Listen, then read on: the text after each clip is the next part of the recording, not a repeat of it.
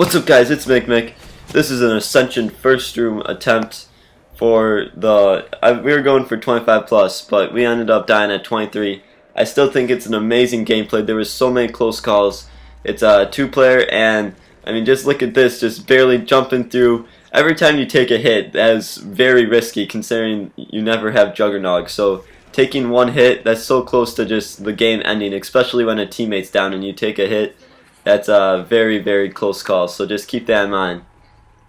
But anyways, guys, so this is my first time uploading on Zommunity as being a director now, so I just thought I'd kind of introduce myself and what I would mainly be posting here. So I'm mainly about zombie challenges and occasionally like high rounds, co-op high rounds, solo high rounds, because I really like challenges more than high rounds nowadays, because you can have a lot more intense zombies, and a lot more cool things can happen in a zombie challenge. It takes a lot shorter time, and you can get like the same quality gameplay, I would call it, compared to high rounds where you're just gonna be playing safe, rape training in the same spot and things like that, and that doesn't those aren't very good they're not entertaining videos to watch, in my opinion.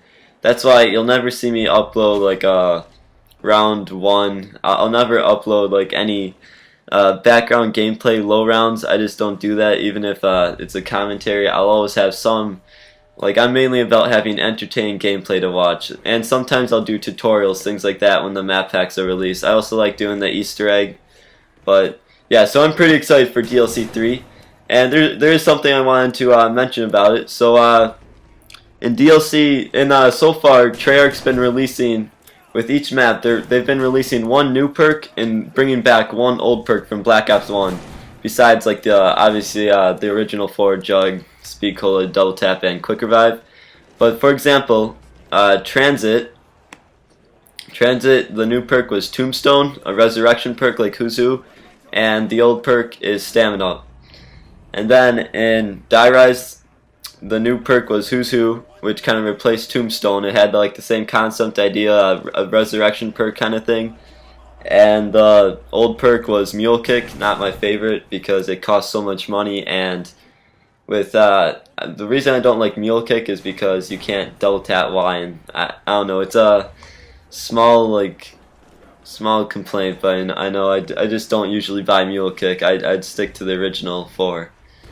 And then, lastly, Mob of the Dead, the new perk is Electric Cherry, which I love Electric Cherry, and they brought back the worst perk, Deadshot Daiquiri.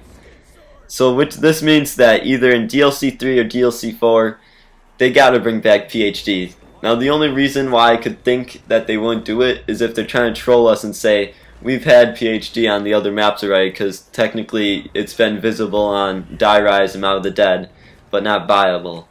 So that's the only reason why I could think they wouldn't do it, but it makes perfect sense that now that PhD is the last perk they haven't brought back from Black Ops 1, so it makes sense that they would bring it back. Oh, and just to jump to the gameplay, right now I'm showing you exactly how to get revives. So if your teammate goes down, you're going to want to go up the stairs, slow down the zombies, keep them close to you, and then as soon as you jump off, then you sprint to your teammate revive.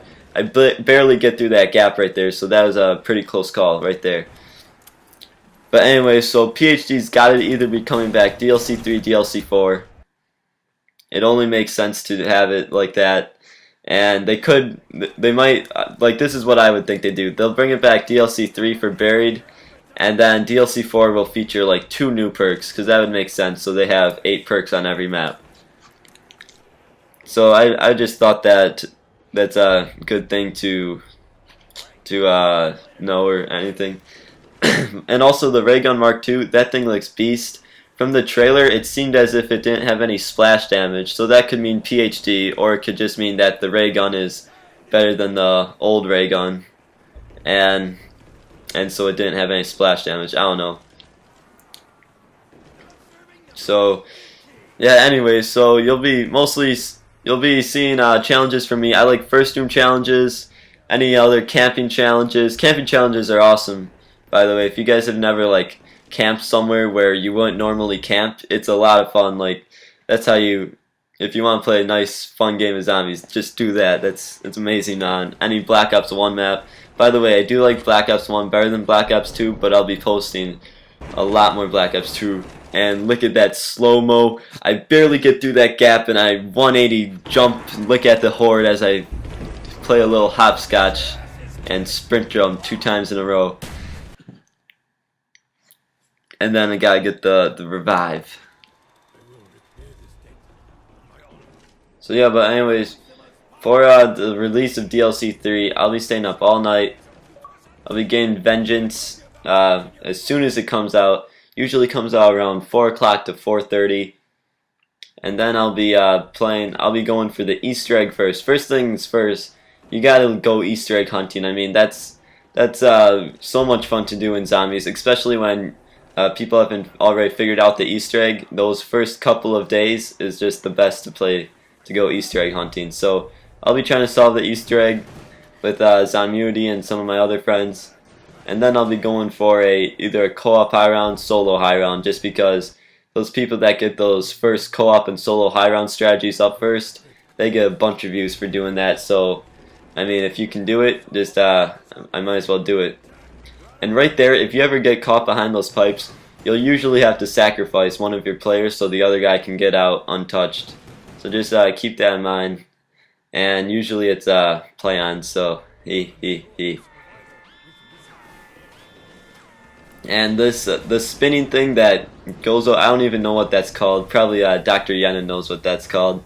But whatever the spinny thing is, I mean, that thing goes off completely randomly. Some rounds it doesn't go off one time, so you have to take it nice and slow and kill them one by one with that little Olympia. I mean, that thing, it takes a long time when you do that.